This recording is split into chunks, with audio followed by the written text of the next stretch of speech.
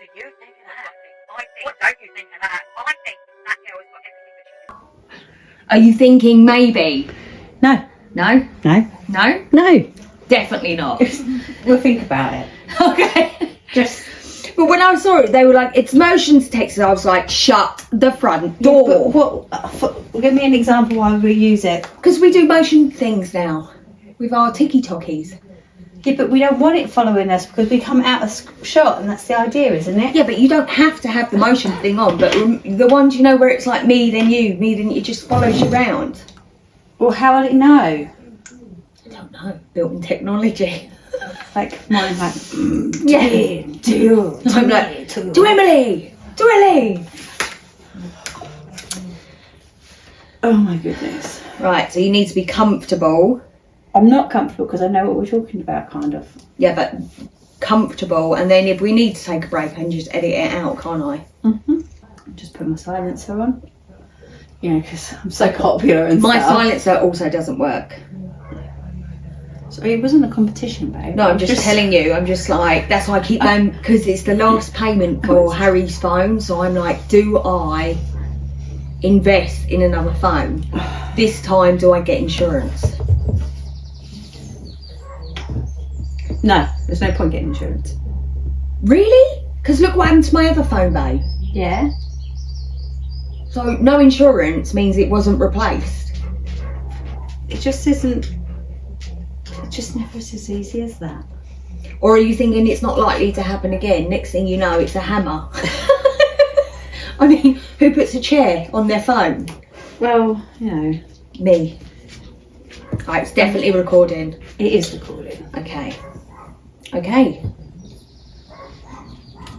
Right, before we start, shall I tell you what the case is? Because obviously you'll be... So it's Josef Fritzel and the girl in the basement.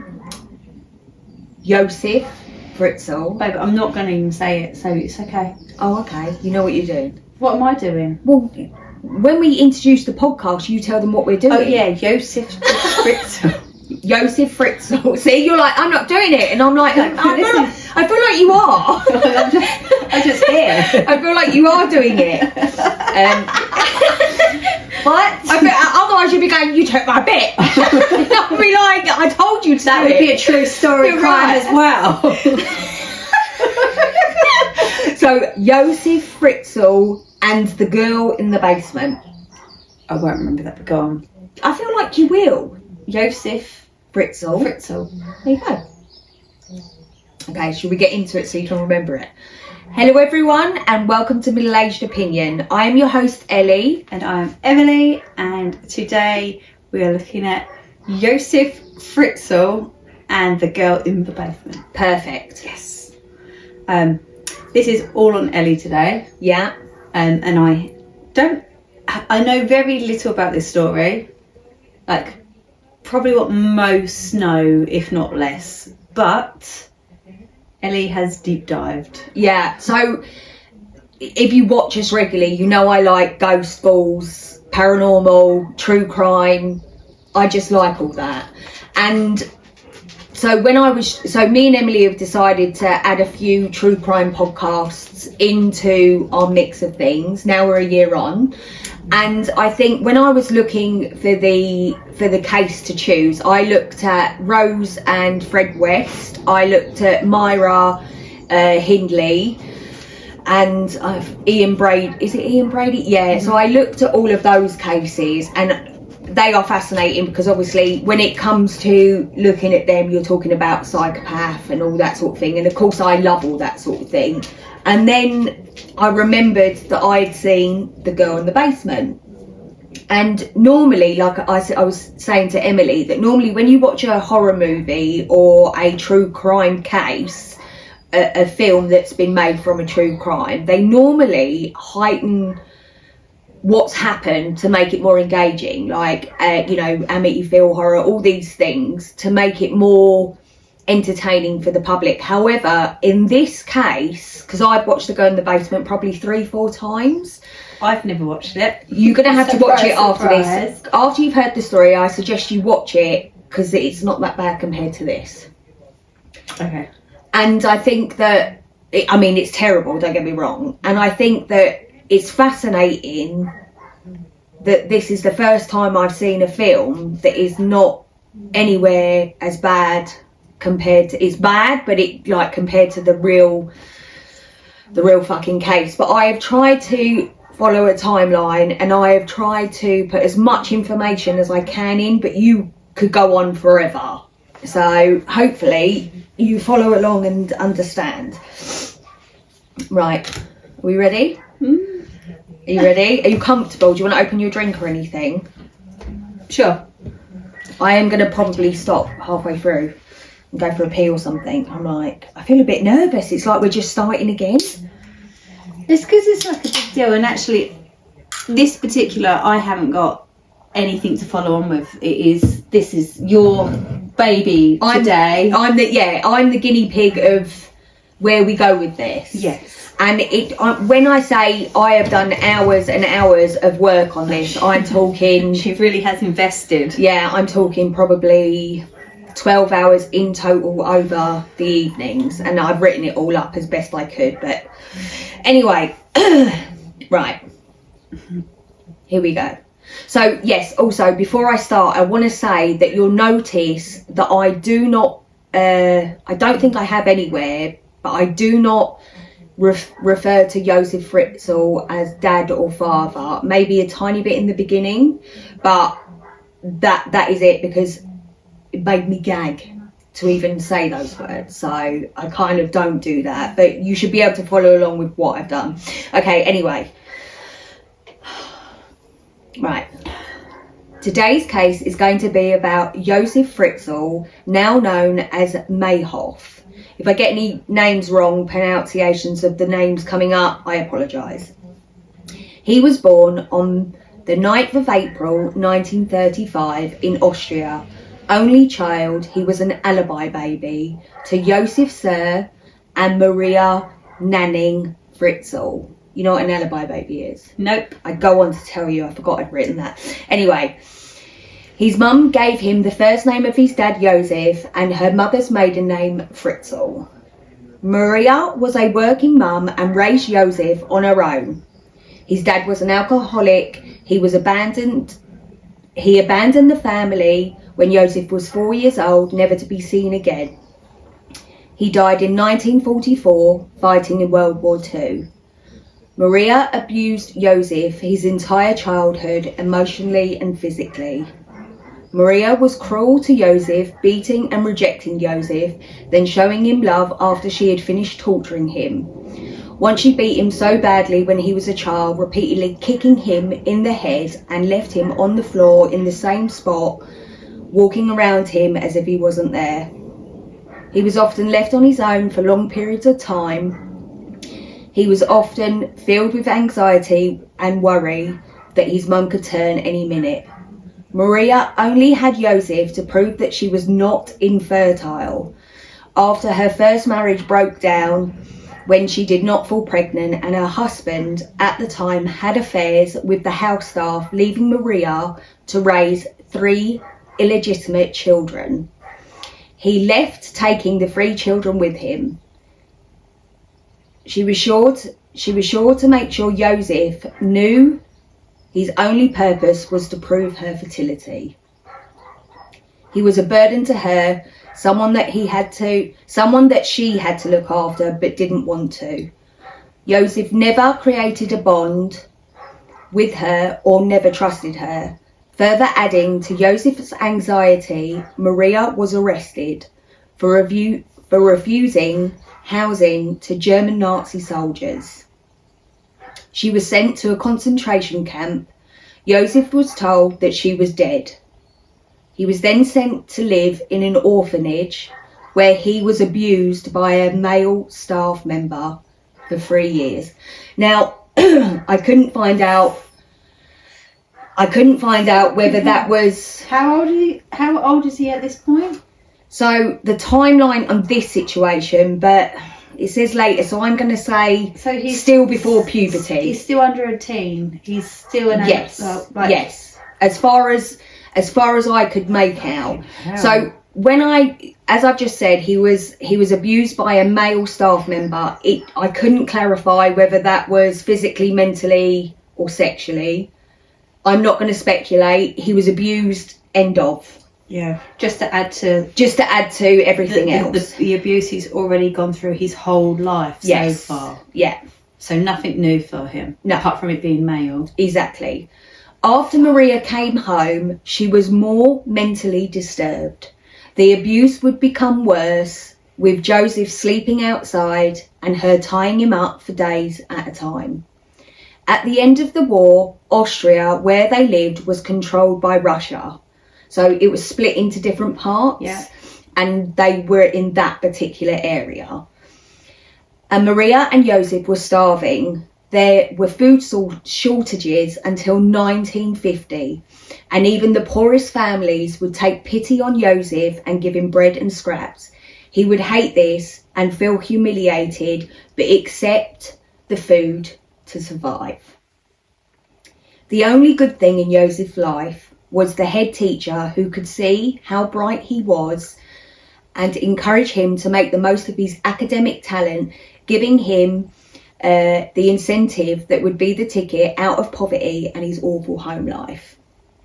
He was very talented in mathematics and went to university to get a degree in engineering. His mother was so degrading and controlling, Josef would have to hide that he was getting his degree and study, and he took his classes at night. Josef also worked in a metal yard to pay his bills. The more he was achieving, the more independent and more resentful he became of his mother. When Josef was 17, this would be the last time Maria would raise her hand to Josef. She would strike him in the face. He would then punch her in the side of the head, knocking her out. Maria now started to become fearful of Josef, as he had once been of her. Right. Once Josef's confidence grew, so did something else inside of him, something dark. He became a peeping Tom at the age of 16, 17. He began to peep in the windows of neighbours who were newlyweds and watch them having sex. This excited him, then began to sort out other people who were having sex and undressing. He would also follow young women, exposing himself sexually for pleasure. Josef then moved towns to a more prosperous town where work was plenty. His work life would flourish, but his personal life was not great. Josef, now 20, had not yet kissed a girl, but he then met his wife, Josef Fritzel. She was 17 and he was 21. They were married within a few months of meeting. They both wanted a big family and Maria to stay home whilst he worked to support the family. They both moved back to his mother's home and lived in the ground floor apartments. Okay, so now we're going into the timeline. So sometimes the information jumps forward, but I got what I could. Yeah? Right. June the 17th, 1957, first daughter Doris was born from the couple Rosemary and Josef. 3 years later, Rosemary Jr. was born. 5 years after that, Harold, their first son, was born. Right. He took an 18-month contract after Harold was born. He took an 18-month contract in another city with his company. During this time, he had no contact with his family, not by phone or by mail. He enjoyed his time away, visiting many brothels. When he returned home, his children were 8, 5 and 2, and did not show Josef any love. He was like a stranger to them. This angered him, as he was the one supporting the family. He thought that they owed him his love. He became violent in the same way his mother had been to him. Rosemary, now pregnant with their 4th child. The 4th child was Elizabeth, born on the 6th of April, 1966. Josef would pick up with his urges that he had once as a child, and would now continue with him peeping in people's windows and exposing himself. He was reported by one victim, but was let off with a warning. He then stepped up by trying to sexually assault a woman and was only cautioned. In 1967, he again changed by stalking a woman, following her, finding out where she lived, and now he would break in, raping her, holding a knife to her neck, telling her that if she screamed, he would kill her. Her child was sleeping in a crib next to the bed.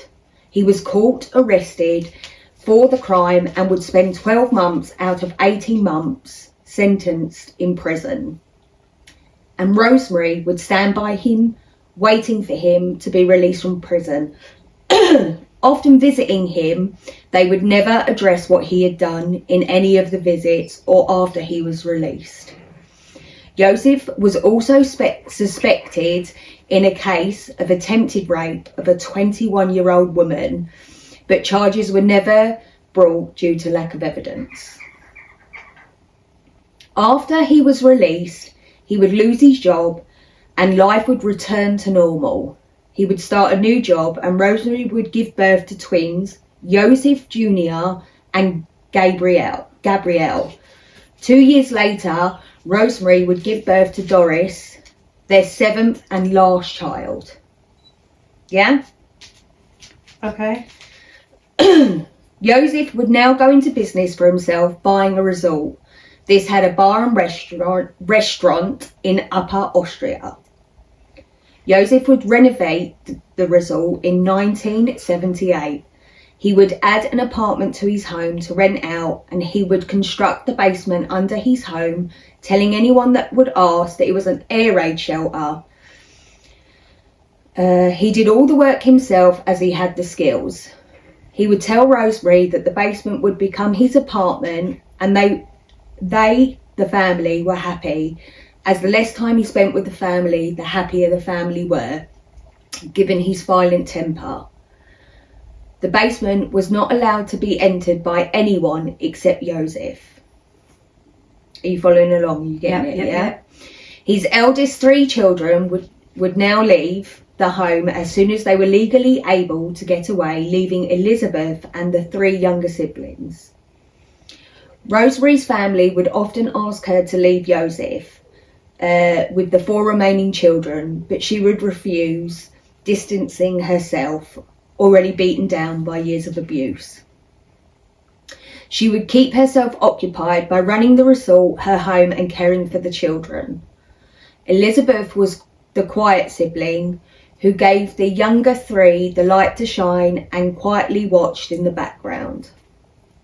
Josef started to watch Elizabeth, thinking she was the most like him, quiet and shy. He started to think they had a special connection in a way a lover would, and not in the way that a father should. He started to become sexually aroused by her. He would leave porn under her pillow, trying to arouse her. He would then start to sexually assault and rape her at the age of 11. This was in 1977. Telling her no one would believe her, not even the police. He also told her he would kill her and get away with it. Josef later said, and I quote, "It was an itch I could not scratch." He said he just couldn't stop. While these disturbing things were going on, Josef had another secret. The secret was that his mum was living with them. She had never been more fearful of Josef, her son, than she was now. With time, Josef moved his mum up to the attic, but not before bricking up the windows and keeping her locked up in the attic until she died in 1980. While she was alive and a prisoner, he would tell the neighbours that she had passed away years prior to her death, so no one would know that she was there. Nobody knows how long she was there, but speculation was for at least 20 years. Oh my God. It's a lot. Oh my. It's a lot. Honestly, my head is scrambled from this. Josef would later say that this was revenge. After his mother's passing, in any questions? Just ask me. Yeah. Austria fucked up. Like, I hope they've upped their game with their policing. Mate. Oh my God. I mean, there are some bits and you're just like, what the fuck? Anyway, right. After his mother's passing in 1981/1982, Josef would now start beginning further work on the basement, converting it into a future prison. After Elizabeth finished high school, Josef enrolled Elizabeth in a 2-year program. Not wanting to pay out to hire staff, he would have his family working on the resort for free.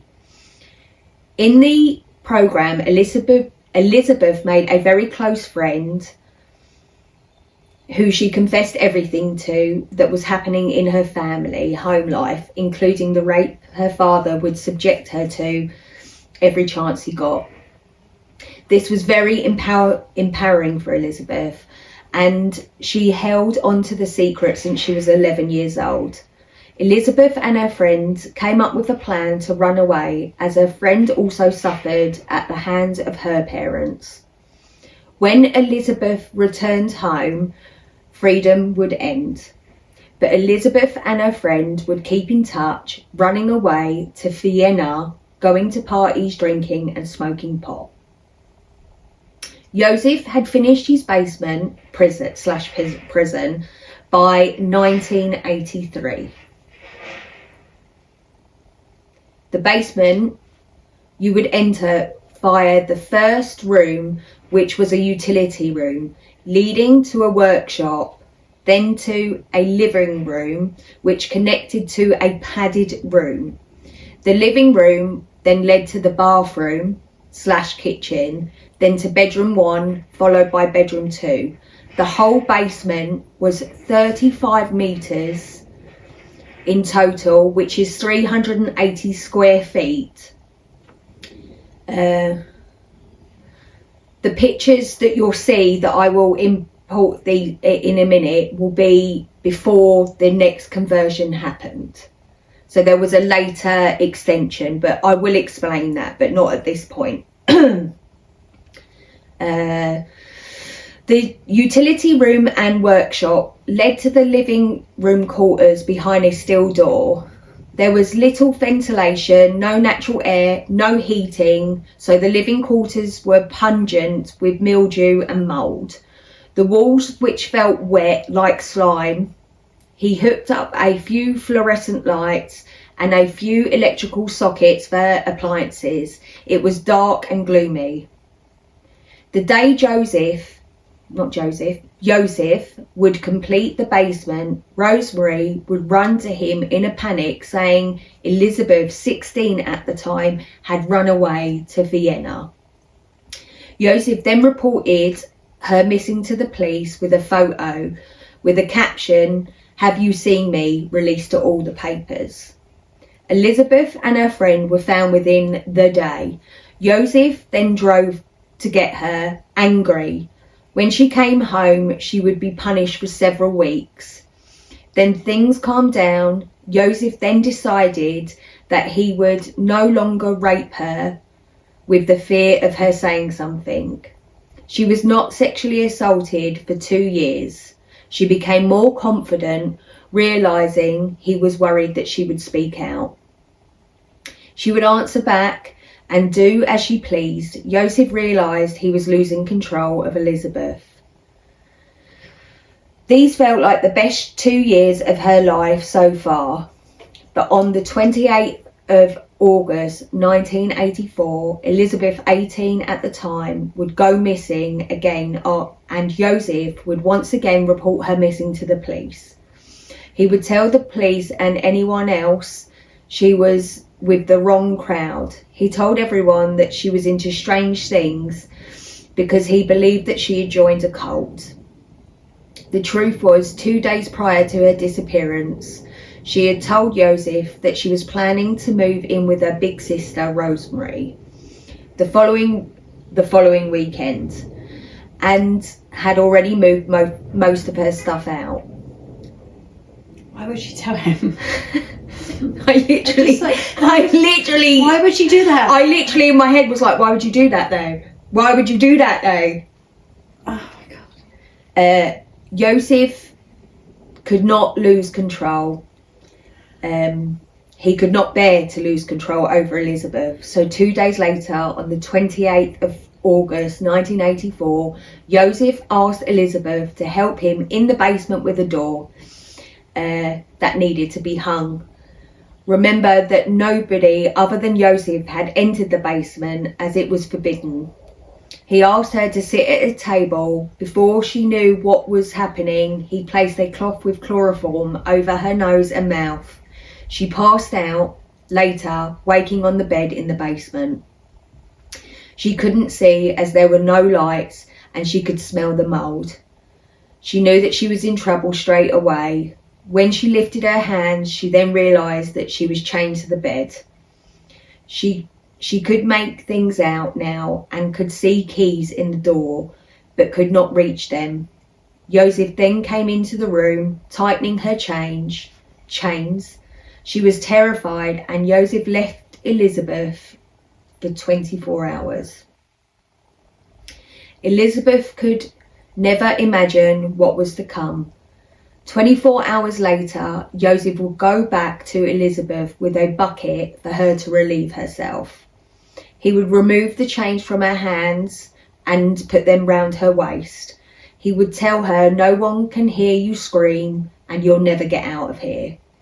She knew he was right, and she knew that because she was 18, the police would not spend much time looking for her. The police never questioned Josef or suspected him. After he put the bucket by the bed, he would rape her for the first time in 2 years. He would then leave, returning later to rape her again.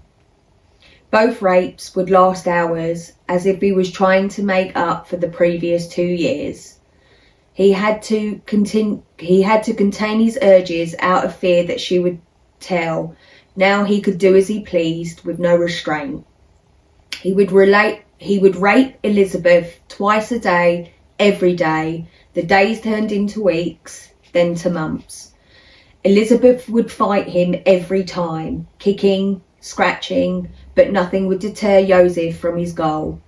He would show Elizabeth what the TV was for. It was for them to watch porn. Then he would make Elizabeth act out his favourite scenes. He would use sex toys, and he would use whips on her. He would spend hours doing this to Elizabeth. He would say, if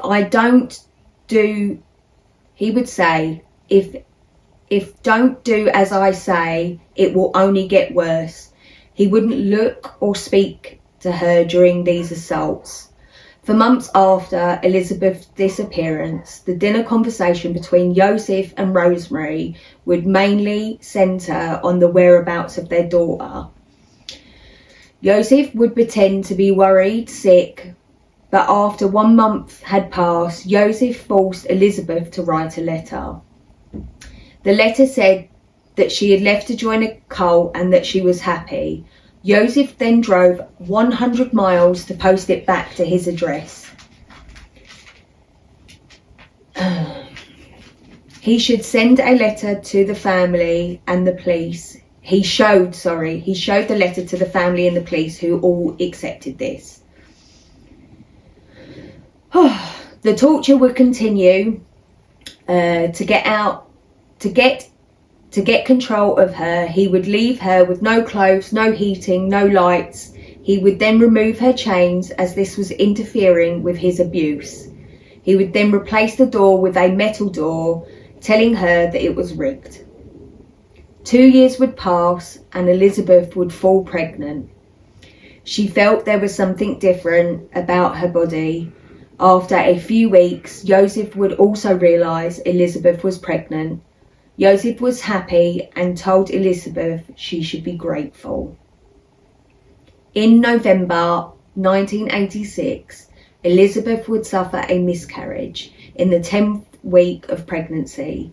Elizabeth would change forever and completely lost all hope and would be deeply depressed, surrendering to Josef as she knew it wouldn't be long before she was pregnant again. Right? On the 12th of November 1986,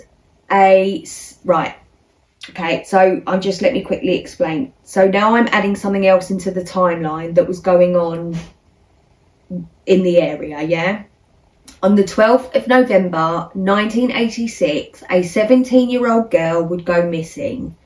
Then on the 22nd of November 1986, a body was found wrapped in 2 green tarpaulins. And I want everyone to keep these murders in mind, yeah? It was now the 30th of August 1988, so we've jumped 2 years ahead, yeah? When Elizabeth gave birth to her first child, a girl called Kristin. She delivered Kristin on her own with only the knowledge of one book and a pair of scissors in complete darkness. This would change Elizabeth once again, giving her the strength to live for her baby. She would follow routine and try to make Kristin's life as happy as she could. Josef started to think of Elizabeth as his wife. He thinks Elizabeth feels the same way, and he even enjoys spending time with her and the baby. He would show Elizabeth pictures of the changing family that lived above, their weddings and their children, her nieces and nephews. The album would later be found, and the first half was the family upstairs, the second half was the family in the basement. That would be recovered by police and used as evidence in the trial. On the 1st of February 1990, Elizabeth would give birth to her second child, Stefan, a baby boy, once again on her own and in the dark. On the 29th of August 1992, Elizabeth would give birth to another daughter, Lisa. At 8 months old, Lisa would not stop crying, and Elizabeth knew something was wrong. Terrified this would anger Josef, Josef then decided to take Elizabeth, placing her in a box on the front steps of his home. There was a note from Elizabeth asking them to take care of Lisa, saying that she couldn't. Josef would then go to social services, explaining the situation, and then Rosemary and Josef would foster Lisa, receiving €400 a month. Lisa did have a heart problem, this explains why she wouldn't stop crying. Her heart was repaired and she was then in good health.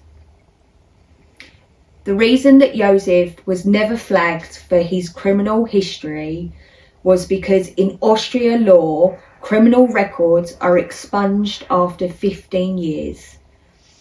This is how he was able to foster after the 25-year period. Yeah, does that make sense? So I included that because the law's now been changed because of this. Okay. Oh, babe, I'm not even a little bit through. Right. Elizabeth kept asking if she could please extend the size of the basement, and in 1993 Josef would finally agree. So Elizabeth and the children would begin the work with their bare hands, removing the earth to increase the size from 35 to 55 metres. That is 380 to 590 square feet. So not a massive amount, but from what they were living in, it's a lot. It's more. Then, on the 26th of February, her fourth child, a daughter, Monica, is born. Then, in December 1994, when Monica is 10 months old, Monica would be found in a pushchair at the front of the home. Rosemary would receive a phone call with a woman that sounded like Elizabeth, asking her to please take care of her. It is assumed this was Elizabeth, and it was a recording. Rosemary reported the incident to the police, expressing astonishment that Elizabeth knew their new ex-directory phone number, but nothing was done. They would also receive an extra €400 per calendar month. Elizabeth's oldest two children were constantly sick with colds and epilepsy-like symptoms, with only aspirin to treat them. With the renovation came hot water and lights, but it was still mouldy and damp. While Lisa and Monica were still young and unable to talk, Josef would bring the girls down to the basement to see their siblings and spend time with their mum. He would do what he needed during these times, leaving the girls with their mum. Elizabeth asked him to stop as this was too painful for her and unfair on Kristin and Stefan, who were never able to leave the basement. Elizabeth was a great mum, telling her two children all about the world, educating them and playing TV shows like nature programs. Then Elizabeth would fall pregnant again on the 28th of April 1996. Elizabeth would give birth to twins Michael and Alexandra. Michael became ill shortly after birth. Elizabeth begging Josef to take him to the hospital, but he would pass away 3 days later after birth. Josef would then take his little body and put him in an incinerator. It's hard, this one, isn't it? Alexandra would join her siblings upstairs at 15 months old, discovered in the same way that her two sisters were. Again, another €400 received. On the 16th of December 1992, Elizabeth would give birth to her seventh and final child, Felix. Felix would remain in the basement with her and her siblings, as Josef said Rosemary would not be able to look after any more children. Felix would become Josef's favourite, and he would start to think of a plan so he could bring his basement family upstairs with him and his other family. At this time, Stefan was 12 and Kristin 13. Josef had plans to put his basement family in one of his apartments. He had Elizabeth write a letter saying that she was coming home with her 3 children. This was meant to happen at the end of 2008. But in March that year, Elizabeth's oldest child, Kristin, 19 years old at the time, now would fall ill, with Elizabeth's ongoing concern and constant begging of Josef to get her some help. Kristin would become worse and was in and out of consciousness, having seizures repeatedly. On the 19th of April, Elizabeth would help Josef carry Kristin upstairs. Elizabeth would go back down to the basement, as the boys had never been on their own without Elizabeth. Josef would then call an ambulance. They examined her and said that she may not live. He had Elizabeth write another note explaining what was wrong with her and her symptoms. Later on, he was asked to go to intensive care where Kristin was on life support. Kristin's doctors kept questioning Josef. He said that they just did not believe the story. They decided to call the police. Josef, of course, denied any knowledge of knowing anything. Elizabeth had dropped her daughter off with a note. The doctor believed that she had been poisoned, and an appeal was released for the mum to come forward to help save her life with an arrest warrant. No one would believe the story or the letter. The police asked Josef for a DNA test, but he would say that he was too busy. On the 26th of April 2008, 24 years after Elizabeth had first been abducted by Josef, he released Elizabeth, Stefan, this made me emotional when I wrote it, Stefan and Felix from the basement. He told Rosemary that Elizabeth had finally decided to come home. Later, Josef and Elizabeth would visit Kirsten at the hospital. They would both be arrested and questioned. Elizabeth would stick to the story Josef had told her to say until the police threatened to take her other 2 children away. She made the police promise that she and her children would never have to see Josef again. On agreement to the terms, Elizabeth began to tell the police the graphic and horrific events of the last 24 years. On agreeing to the terms, Elizabeth began to tell the police the graphic and horrific events of the last 24 years. The sexual, physical and mental abuse prior to her imprisonment in 1984. Police would go on to collect Stefan and Felix to reunite them with their mum, but also to get them medical help they desperately needed. The boys were overwhelmed as they had never been out of the basement their entire lives. Elizabeth would reunite with her 3 children. After Josef's arrest, the other 3 children, Lisa, Monica and Alexandra, would struggle as they had come to believe Rosemary was their mother. Elizabeth, understanding still found this hard to accept. Police could only spend 3 hours at a time in the basement due to the mould. It was deemed hazardous to be in there any longer. I just want to add, I didn't put it in there, but apparently the police that dealt with this all had to receive psychological treatment after by therapists. Police found porn, sex, toys, drugs, small, this is a small sample of things found in the basement. Josef said, quote, "I am no monster. It's because of me Kirsten is alive today. I could still have killed them all." Oh, you hero. Yeah. He said it was Elizabeth's fault and he locked her up to save her. He said she seduced him and that the sex was all consensual.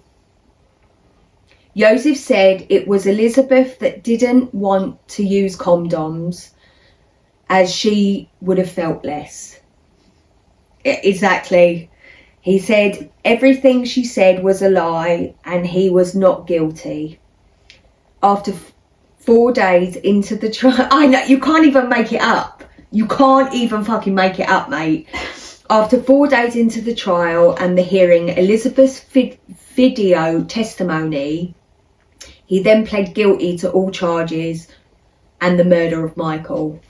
He said he didn't realise and could have could he have a lighter sentence? This was denied. He was sentenced to life. Okay, so now I'm going to take you back, yeah? If you remember, I spoke of 2 murders of a young lady in the 1980s, yeah? 2 young ladies in the 1980s. Mm-hmm. Well, Josef was then investigated for these murders, including a murder that happened on the 17th of August, 1966, so before, where Josef was on holiday at the time. However, all 3 murders could not be proven to Josef due to the lack of evidence. So you can decide for yourself. So after this happened, Josef saw a psychologist and he was diagnosed with 3 different sexual disorders, including personality disorder. Okay, so I could have gone into the full psychological thing of what he was diagnosed with, but I thought, let me just get to the point. Right, I'm going to let you, so that really is how I put the case together. I think you tell me what you've got to say before I go to the aftermath. Fucking speechless. Like, I don't know this. I knew very, very little about, Most of this is not what I knew either, babe.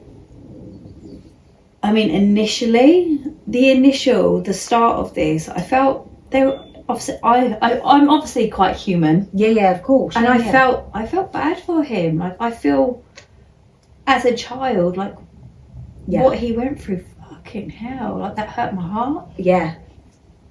But I'm gonna cry. But he could do that to his own kids. I'm just, So this is, so I don't know if I've taken it out or not. I can't even remember. I mean, this research just went on and on and on. But it came to a point where I was like, is it nurture or is it nature? And then I looked up so the percentage of people that are abused after being abused as children is a staggering 51%.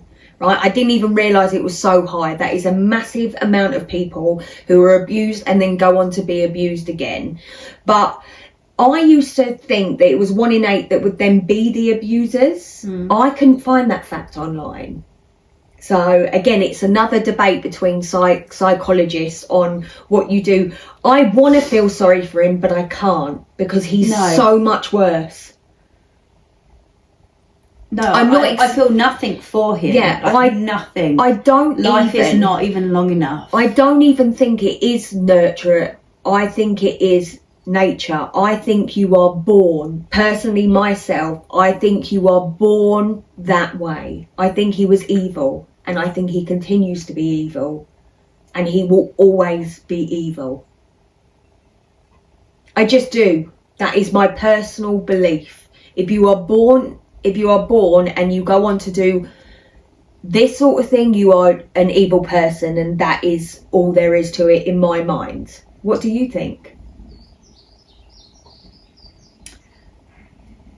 I think you're right in some sense.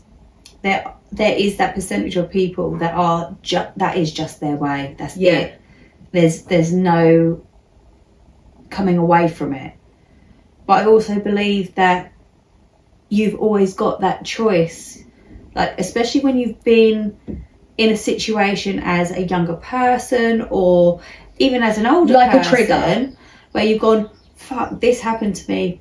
I am never going to be like that. I am never going to put anyone else through that because of me and cause that sort of pain that I went through because of someone. I will never do that to someone else.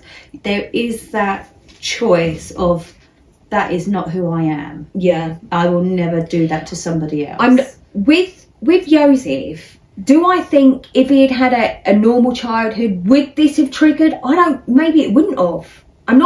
What I'm saying is, in his brain somewhere is dark. Switch. There was definitely a switch at some point.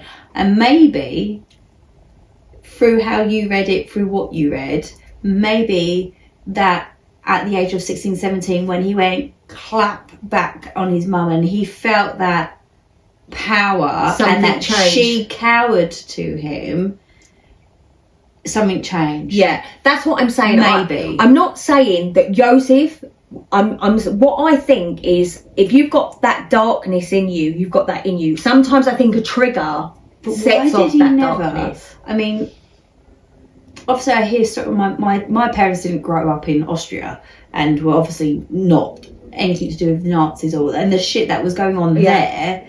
But the way my parents grew up, like, my dad tells us of all sorts of stories where he, as a young kid, was out the house all day long.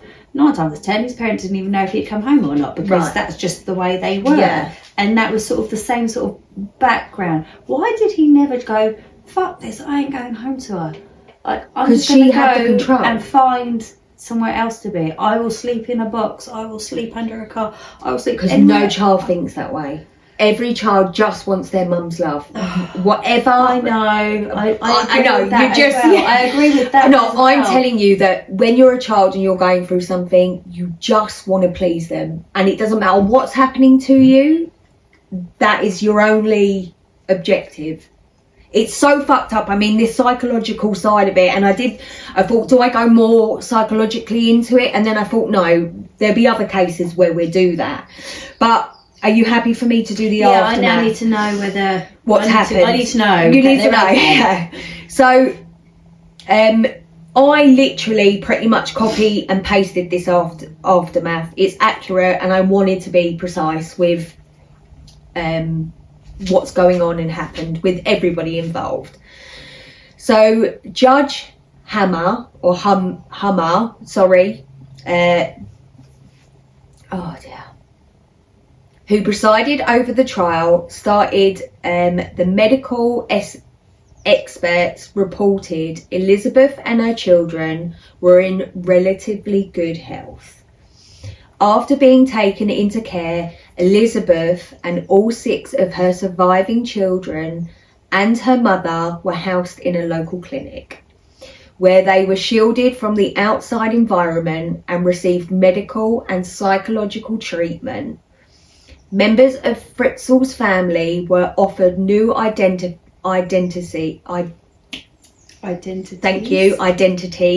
but it was emphasised that this was their choice to make. So they didn't have to go into protective custody, but if you wanted to, because obviously you can imagine the aftermath. Beth Hold Keplin, head of the clinic where Elizabeth and her children were being treated, said that Elizabeth and her 3 children held captive in the cellar required further therapy to help them adjust to natural light after years in darkness. They also needed treatment to help cope with all the extra space that they need. And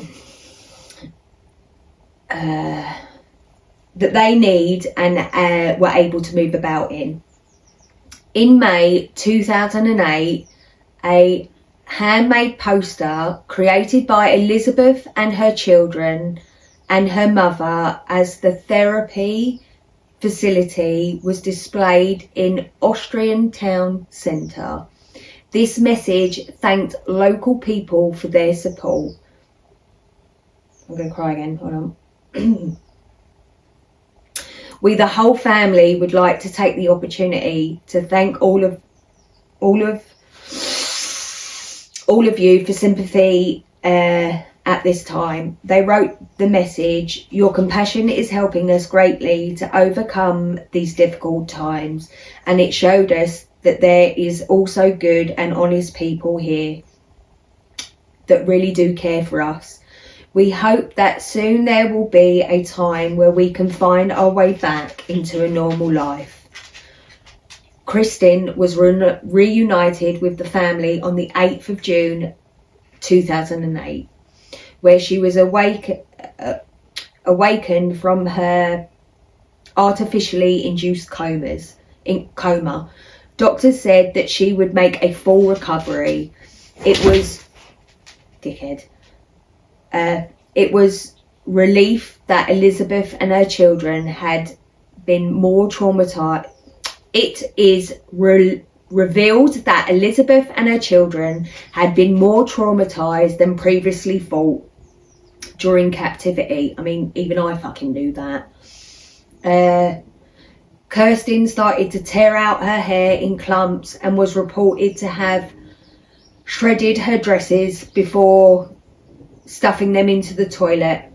Stefan could not walk properly because of his height, 1.73 centimetres, 5.5 feet 8 inches, was forced to have stooped in the 168 centimetre height, 5'6",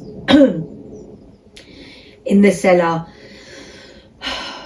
It has also been revealed that normal everyday occurrences such as the dimming of lights or the closing of doors plunge Kirsten and Stefan into anxiety and panic attacks.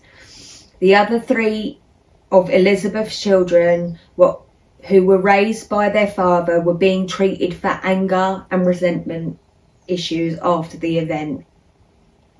In July 2008, it emerged that Elizabeth ordered her mother, Rosemary, out of the villa they had been sharing in a secret location set up for them by a psychologist clinic. Elizabeth was upset about Rosemary's passiveness during her upbringing. Lawyer Christopher Harbest, who represents Elizabeth and her family, said, "Fortunately, everything is going very well. They spend their time answering hundreds of letters from all over the world. Felix, Kristen and Stefan, brought up underground with their mother, have learned to swim. In August 2008, all of Elizabeth's children attended a 4-day summer camp organised, my God, by firefighters with 4,000 other young campers." For fuck's sake. The children, along with their mother, have had day trips including swimming outings where care was taken to keep them out of reach from the paparazzi to protect their privacy. In March 2009, stop it, I'm crying, it's not about you. In March 2009, Elizabeth and her children were forced to move out of the family hideaway home and return to the psychological clinic, where medical staff had started trying to heal the family and unite the upstairs and downstairs siblings during the previous years. Elizabeth was reported to be distraught and close to breakdown after a British paparazzi burst into her kitchen and started taking photographs. After the trial, Elizabeth and her 6 children were moved to an unnamed village in northern Austria, where they live in a fortress-like home. All of the children require ongoing therapy. Factors that traumatise the upstairs children include learning that Fritzel had lied to them about their mother abandoning them, the abuse they had received from him during their childhood, and finding out that their siblings had been imprisoned in the cellar downstairs. Children receiving therapy due to their disruptive from normal development, the lack of fresh air and sunshine while held captive, and the abuse they and their mother had received from Josef when he came to the basement. All the children might have genetic problems common to children born from incest.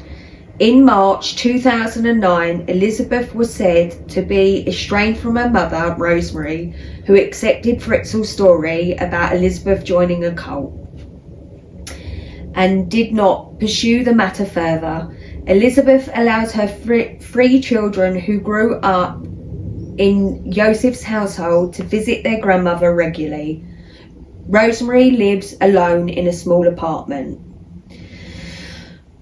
A March 2010 article in The Independent stated that Elizabeth and her children are recovering remarkably well, given the difficult lives they've endured for so long. According to Josef's sister-in-law, Kristen, Elizabeth enjoys spending her time shopping, taking frequent showers, and now driving. She passed her driving test without any difficulty. She has a relationship with her bodyguard, Thomas Wanger.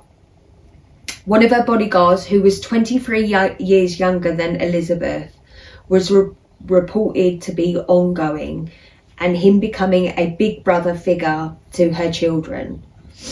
All of Elizabeth's children have now developed a normal sibling relationship with each other after having trouble dealing with the traumatizing event. The 3 upstairs children slowly began recognizing Elizabeth as their mother. The children began being outdoors, playing video games and spending time with their mother and grandmother. Despite the strained relationship, Elizabeth and her mother started visiting each other more and more, and Elizabeth has reportedly forgiven her mother for believing the father's story. Okay, that's them. And now just some other little bits and bobs. Right, in June 2013, work began to fill in the basement of Josef's home with concrete. The estate was liquidised, and the construction started and would cost £100,000. I think that says 100,000, not 100. Is that 1 million or 100,000? 100,000 euros, and would take a week to complete. The house would be sold to the open market. While most neighbours approve of this proposal, some prefer that the property be demolished due to its sordid history. In 2015, asylum seekers were offered the house to live in. Even I'd be like, I'm good.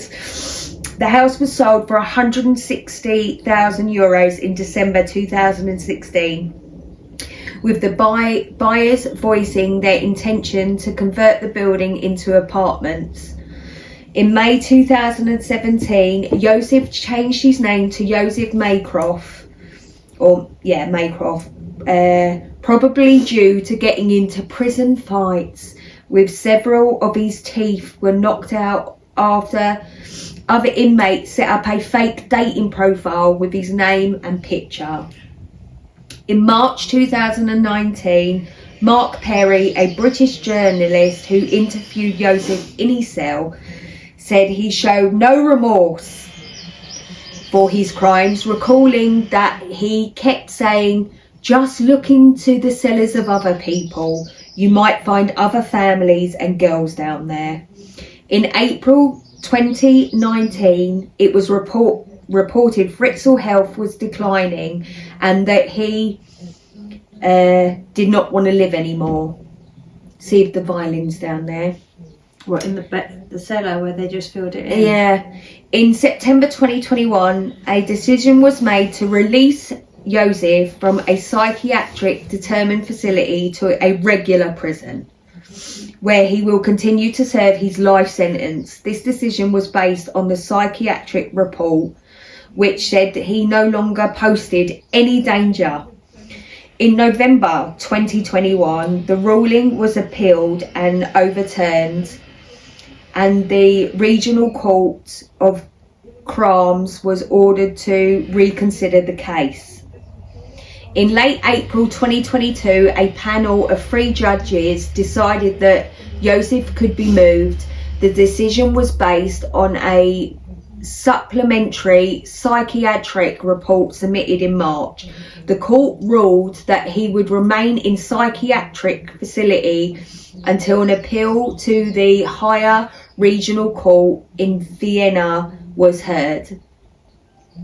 The move to a regular prison would mean that Josef, who received a life sentence, was eligible for parole in 2023, having served an initial 15 years of his sentence. In January 2024, Fritzel Josef appealed to Calm's Regional Court for release from prison into a nursing home, but the application was rejected. On January 25th, 2024, the higher regional court approves Josef's move to a regular prison and reports that he was suffering from dementia. Within a week, prosecutors filed a complaint seeking an overturn of the decision in a higher court. In May 2024, the court dismissed the complaint and again ruled that Fritzel should be transferred. That's it. that's the update. So ultimately, they're doing well. The family are doing well. He's rotting in prison where he should be. He should actually be in solitary confinement, raped daily by anyone that wants to, really. But you can't have it all. Go on, babe. I mean, I feel like he should probably go into a normal prison and see how that goes for him. Yeah.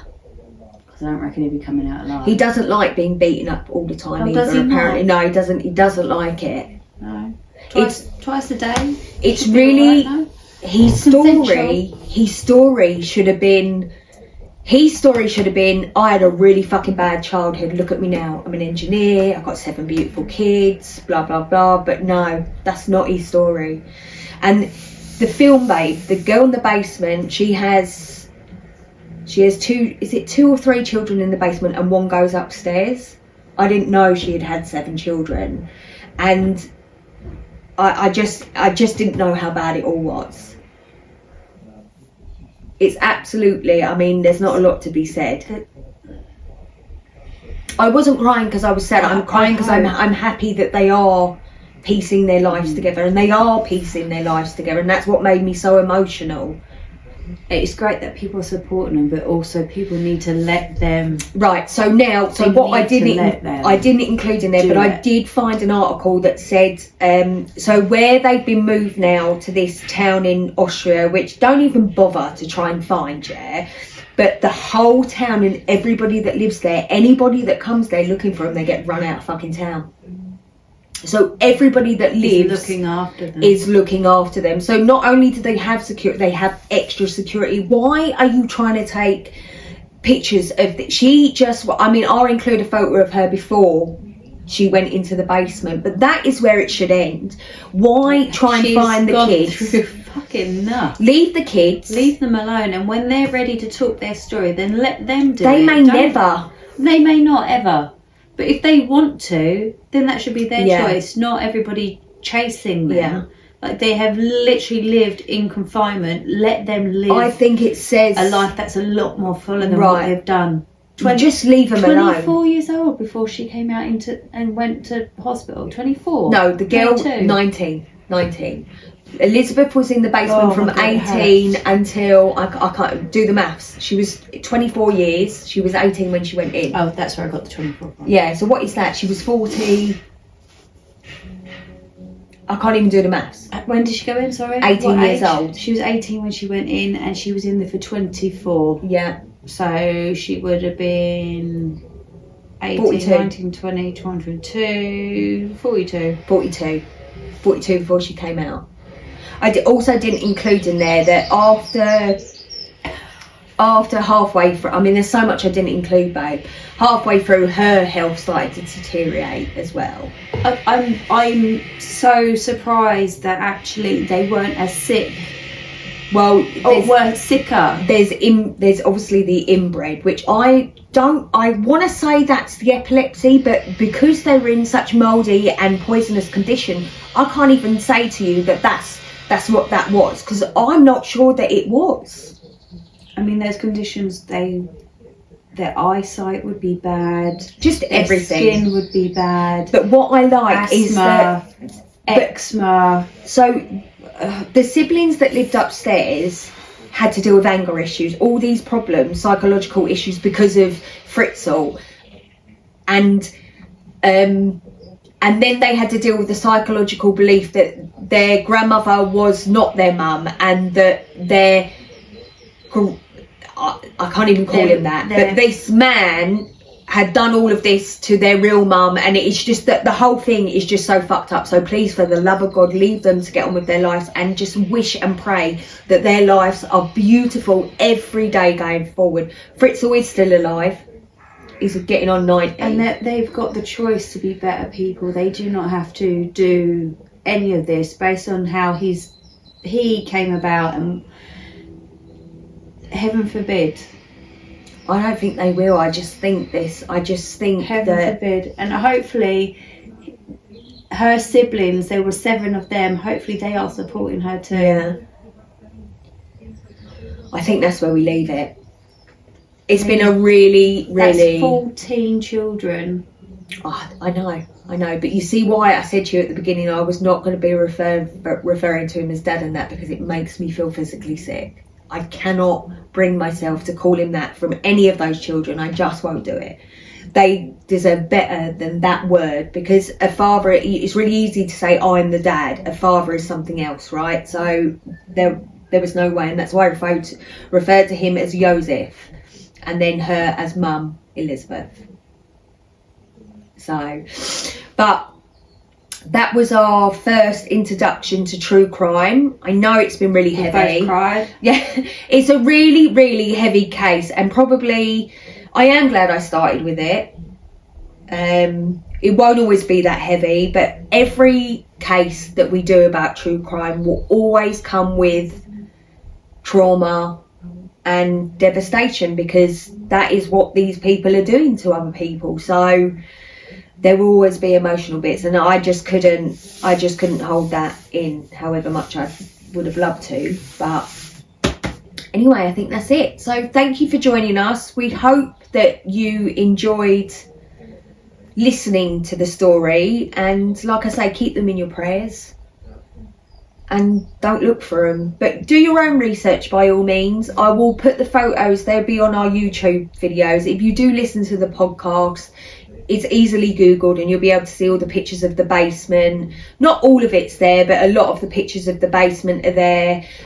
You've got Elizabeth when she was young, and you've got Josef and Rosemary. There's not really much else of the family. You can find a few here and there, but I just don't see that. Not necessary. It's not necessary, and I will only enter one of Elizabeth. I don't see it necessary to enter that anymore. Josef will be entered more, because I think it's important to let the world know he's a monster, and he will burn in hell, in my opinion.